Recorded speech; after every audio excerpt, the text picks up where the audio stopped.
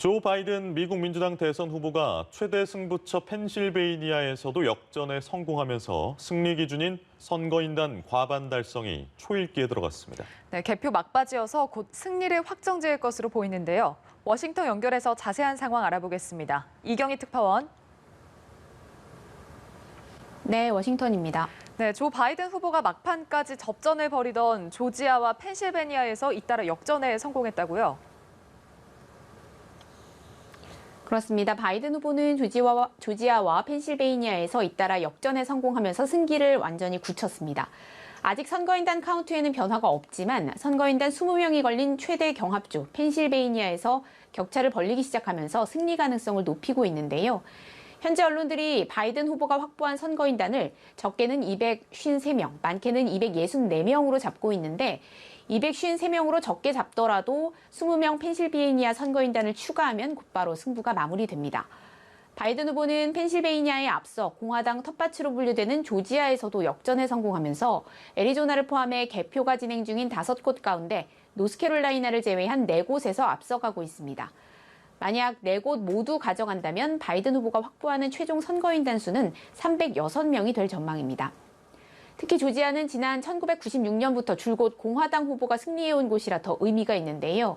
막판 극적으로 역전에 성공하면서 빌 클린턴 대통령 이후 28년 만에 민주당 깃발을 꽂을 가능성이 커졌습니다.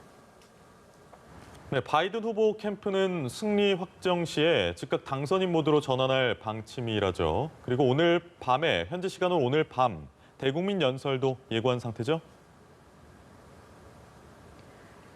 네, 현지 언론들은 바이든 후보가 자택이 있는 델라웨어 윌밍턴에서 연설에 나설 것이라며 승리 연설이 될 것으로 보고 있지만 개표 상황에 따라 달라질 수 있다고 전했습니다. 또 승리가 확정되면 바로 정권 인수와 관련한 상당한 발표가 이루어질 수 있도록 준비 중인 것으로 전해졌는데요. 아직 당선인 수준까지는 아니지만 비밀 경호국의 경호도 오늘부터 강화된 것으로 알려졌습니다. 바이든 후보 측이 이처럼 신속히 움직이는 건 트럼프 대통령의 불복 움직임에 선을 긋는 동시에 기선을 제압하려는 의도로 풀이됩니다. 바이든 후보 캠프는 트럼프 대통령의 불복 예고에 미국 정부는 무단 침입자를 백악관에서 끌어낼 수 있다면서 우회적으로 경고하기도 했습니다.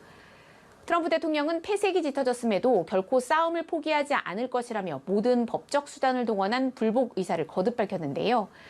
트럼프 대통령은 대선 캠프를 통해 성명을 내고 우리는 미국 국민이 모든 투표 집계와 선거 인증의 완전한 투명성을 가질 자격이 있다고 믿는다면서 자신의 시도는 선거 과정 전반의 무결성에 관한 것이라고 강조했습니다. 네, 그런데 워낙 박빙 승부가 많다 보니까 재검표에 들어가는 지역이 많을 거란 전망도 나오고 있다고요. 네, 일부 경합주의 표 차이가 미미해서 주 법에 따라 재검표에 들어갈 가능성이 큰 곳이 여러 곳인데요.